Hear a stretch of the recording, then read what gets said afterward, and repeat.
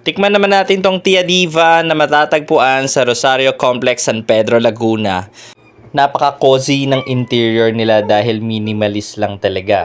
Ito yung tipong mapapastay ka at magkikwentuhan pagkatapos kumain. Ito ng mga in-order namin: seafood kare-kare, beef caldereta, crispy sisig at cordon bleu. Huwag na nating patagalin pa at tikman na nga natin tong seafood kare-kare. Akala ko nung una, tahong lang to. Meron din pala siyang scallops sa loob. Ayan. Siyempre, tikman na rin natin yung sauce ng kare-kare.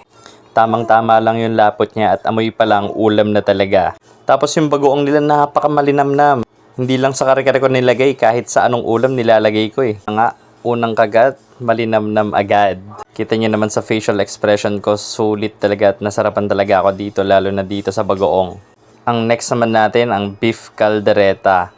Di ko in-expect na ganito kalambot yung karne.